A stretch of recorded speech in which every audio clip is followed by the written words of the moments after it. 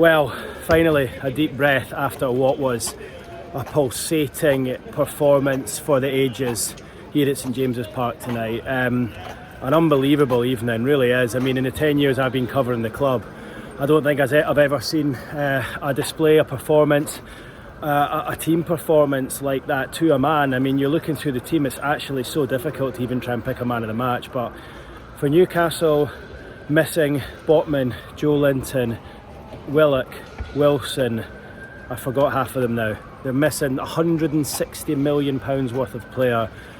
For them to go and beat the might of Paris Saint-Germain, Kylian Mbappe, Ousmane Dembele, Donnarumma, Marquinhos et al. Is staggering actually, and I feel they've almost taken a step beyond anything we've seen from them. I mean, I thought the semi-final here last year against Southampton was as good as I'd seen this place, as rocking as it had ever been.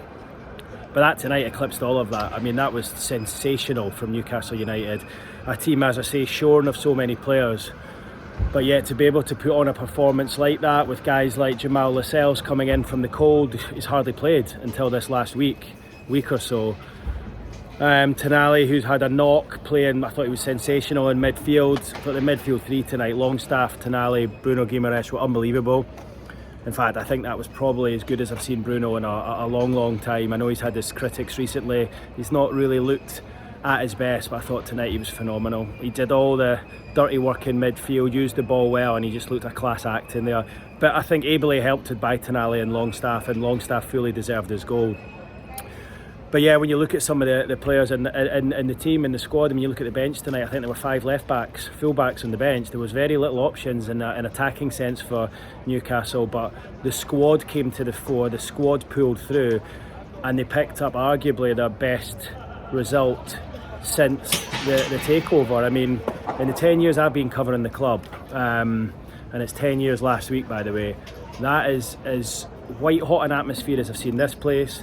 That's as good a team performance as I've seen, and it was just everything bundled into one package. It was unbelievable. It was actually at certain stages kind of couldn't really believe what you were seeing. When that fourth goal flew in from Fabian Schär, it was almost like, is this really happening here? It was unbelievable to witness. It was an absolute privilege to be here. I feel like I say that a lot at the moment, but it absolutely was. You can probably just see over the corner there's a couple of the players just leaving. Matt Targett and Dan Burn just leaving after a famous night, a really famous night. I just popped outside there to see the fans leaving, and many of them in tears actually. Many of them in tears, leaving the stadium, walking down onto Strawberry Place and Barrack Road. Couldn't believe what they'd seen. Eddie Howe very cool afterwards, but you could tell by speaking to the players that they knew the magnitude. Just had a chat with Dan Burn and Jamal Lascelles outside afterwards, and you know, you could see that they were beginning to realise just what that meant. But I think the way Eddie Howe has the team, Eddie Howe won't let them rest in their laurels, and they're already looking ahead to West Ham on Sunday. It must be relentless playing under that manager, the way they play, the way they move on to the next game, and they're just never allowed to sort of stop and pat themselves on the back. But I just thought, from the moment I arrived in the stadium tonight, saw a little bit of nonsense outside when the PSG fans arrived. Obviously that's long gone now, but from the moment I arrived and came out into the cauldron about 20 minutes before kick-off, the place was packed. I've never seen the place so busy before a game as it was, and it was just a joy. I mean, you couldn't take your eyes off that football match tonight. It's difficult. I just spoke to Jamal Lascelles afterwards there, and I said, look, I thought you were arguably man of the match. I think Miguel Almiron got the award and took his goal well and worked ever so hard, but I think Jamal Lascelles was probably hard done by not to win that. I think Bruno too. I thought Bruno, Longstaff in particular in midfield were brilliant. I thought Tonali, when he was on, was great as well. But I just think for that team to go again, to have so many injuries, but to have the belief that they can go and not just match PSG, but beat them comprehensively with Kylian Mbappe in the team was just sensational. You know, to see Trippier getting the better of Mbappe. In fact, Mbappe in the first half, it was 4-on-4 at the back. Newcastle went man for man. Eddie Howe said afterwards that was a plan for them to go man for man. He said if they're going to win games at St James's Park, that is how they do it best, by going man for man, pressing high up the pitch and creating chances for themselves. And it worked, didn't it? It worked for the opening goal, because Bruno getting that head on it and it breaking to Isak's shot, comes back to Almiron to score, pressing from the front, and it was it was exceptional the way it paid off. I mean, it was a very dangerous game to play. Lascelles just said that to me afterwards. He said, look, we knew it was dangerous going for man and the likes of Dembele and Mbappe, but if we got it right, we were going to give ourselves chances, and they did exactly that. It was again tactical genius from Eddie Howe. We saw it against Manchester City here last midweek. That for me usurped it tonight. That was even better. And then you've got to talk about the goal scorers as well.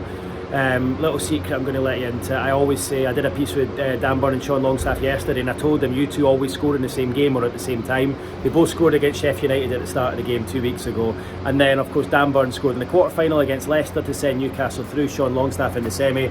So when Dan Burn made it 2-0 at half-time, I went in, stuck a cheeky few quid on Longstaff on the next goal, and he came in 25-1 for Longstaff. Dan Burn, 2 GEORDIEs, Fabian Schär with that wonderful goal. We know he's got a good shot on him for him to pick up the 4th.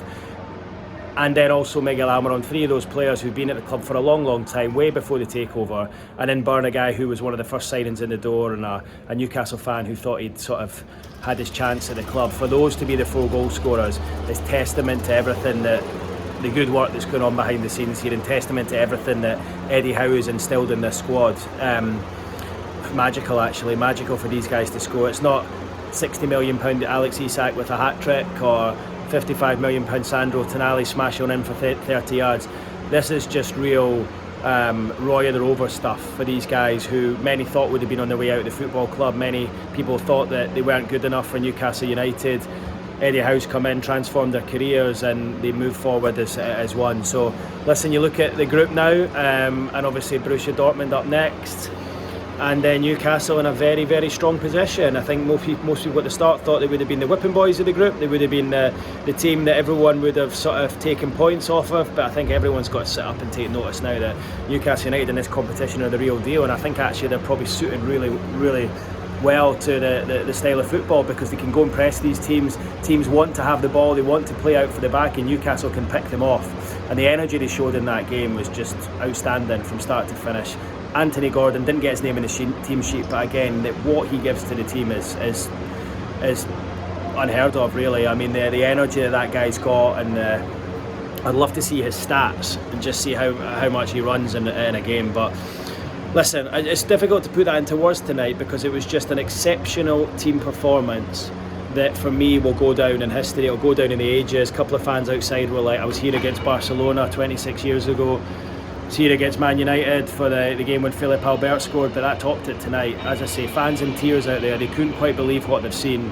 And if anyone was thinking that Newcastle don't belong on this stage, well, just watch that performance tonight. It's going to be talked about for weeks and months to come. It won't be talked about in the Newcastle training ground, because Eddie Howe won't allow it, but certainly for us guys in the media, it will be. And yeah, just an amazing night to witness. One of those games, I think, as a fan, you would have just wanted that to go on and on forever. But for Newcastle to come out 4-1 up, 4-1 to the good at the end there, you know, Paris Saint-Germain hardly even laying a glove on them. The likes of Kylian Mbappe earning £2 million a week, best player in the world, kept quiet by Kieran Trippier and Jamal Lascelles on down that right hand side, was just a performance and a story that will go down in history. And as I say, absolute privilege to be here tonight. Great to speak to the guys afterwards, and Newcastle move on. But yeah, I mean, I've been getting texts from people all over the place, friends back in Scotland, just saying, wow, what about Newcastle United tonight? And without doubt, they're going to be, as a club, be making shockwaves after that performance. An unbelievable night to be here at St James's Park tonight, as Newcastle United beat Paris Saint-Germain with Kylian Mbappe, Ousmane Dembele and all, 4-1 as they romp clear at the top of their Champions League group. Now, looking forward to Dortmund.